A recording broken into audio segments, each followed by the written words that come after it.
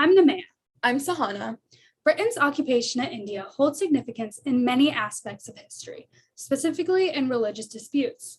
Hindu-Muslim tensions have always been present in India, but it was the British colonialization of India which drastically worsened these relations.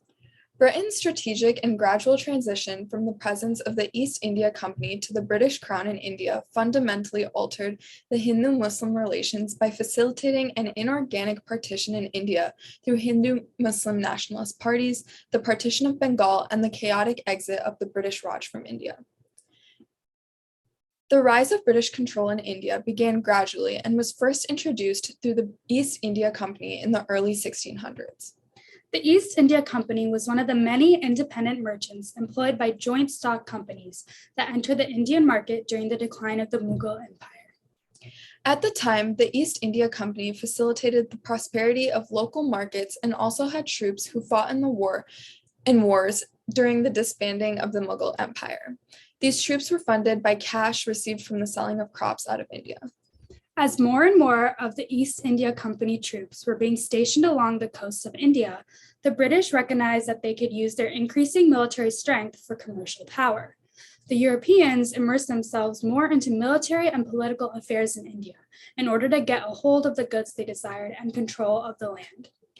Eventually, the East India Company proposed and signed the Treaty of Allahabad with the Mughal Empire, which allowed the East India Company to collect taxes and govern the land of the province of Bengal. This governance gradually spread to other provinces across the country. Initially, the British heavily relied on Indian trading mediators and facilitated a transition between a mercantile financial system and a more self-reflective acknowledgement of something that looked like statecraft. Essentially, Indian troops greatly helped the British govern their empire and transformed the industrialization of Britain to another level through their commodities in cotton, spice, and opium. With the expanding presence of British governance in India, the British eventually reorganized the tax system and controlled the organizational structure of India as the nation fell into the power of British control. Because of the shift in economy and environmental factors at the time, India's access to food decreased, and they experienced a series of famines in the mid-1700s as the British prioritized cotton over food. These famines nearly made the East India Company collapse, and the Parliament decided to bail them out. Afterwards, the East India Company decided to implement some structure.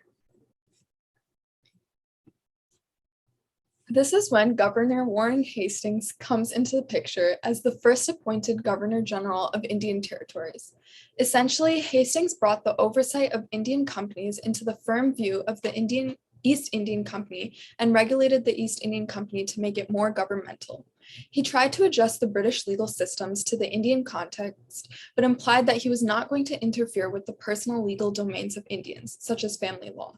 However, Hastings' promise to not bring the British in between the sentiments of Indian culture and private matters was broken in many ways following his rule.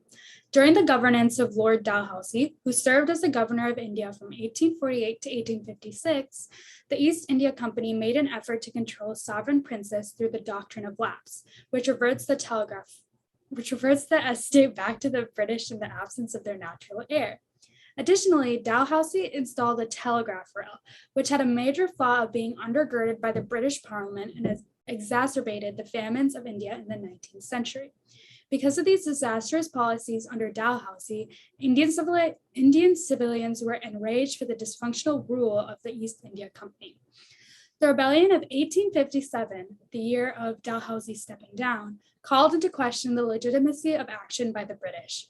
The leadership was not cohesive enough to overtake the British, however, and by 1858, the rebellion had ended as the British put up resistance.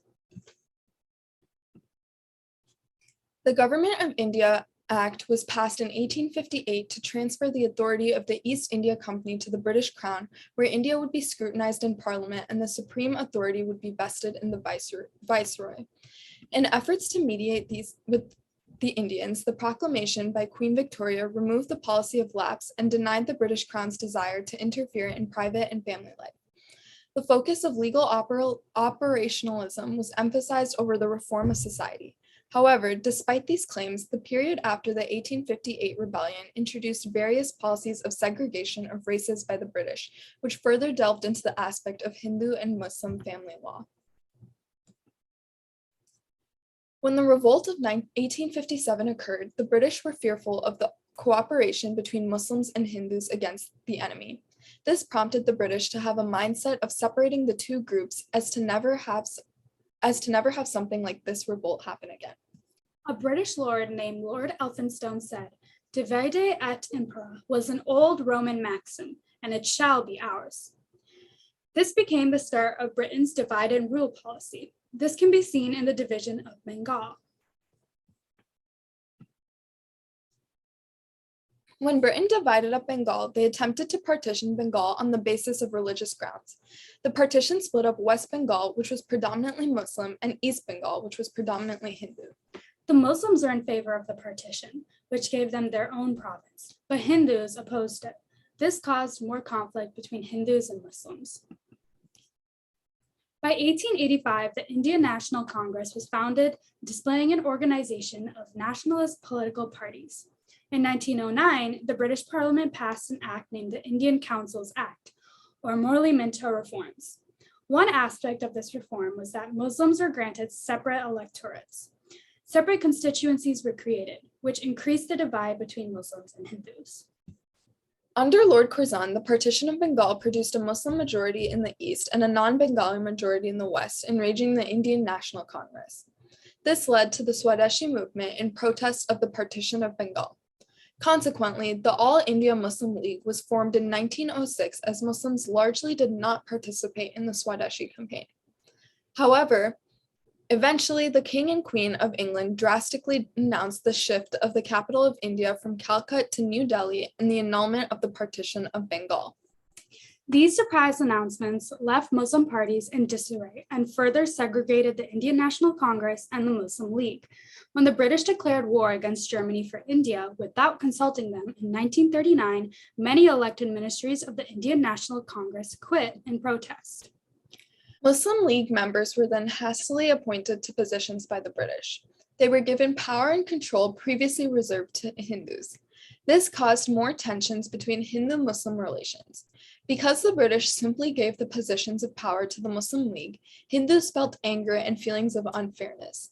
The British's actions to appoint the League members caused the relationships between Hindus and Muslims to be stretched thin, not only in personal relationships, but in political relationships as well.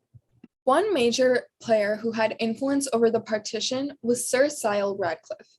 Sent to India for the first time, Radcliffe drew the line which separated India and Pakistan. The line drawn by the British was not perfect and caused many problems, especially between Hindu-Muslim relationships.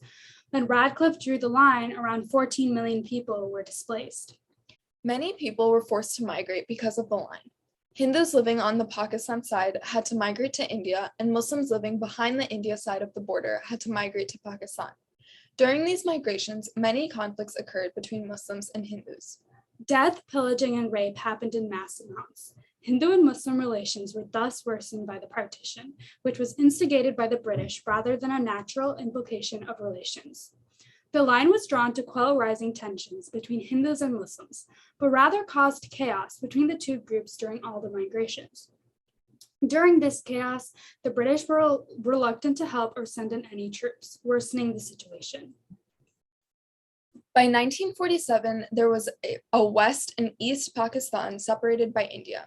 Kashmir was left unclear as to who it belonged to and is currently unresolved between India and Pakistan after the Indo-Pakistan War in 1950. Leaving India in a state of chaos, Britain's rule over India had many negative consequences. The partition left 14 million displaced and over 1 million people disappeared. What started out as the East India Company entering India as an independent merchant grew into the aggressive imperialism of India, which segregated a once unified state with deep cultural and religious sentiments that was shared between Muslims and Hindus. As a result, tensions between Muslims and Hindus are still present in modern-day India. Thank you for watching. Here's our works cited for our images and our information.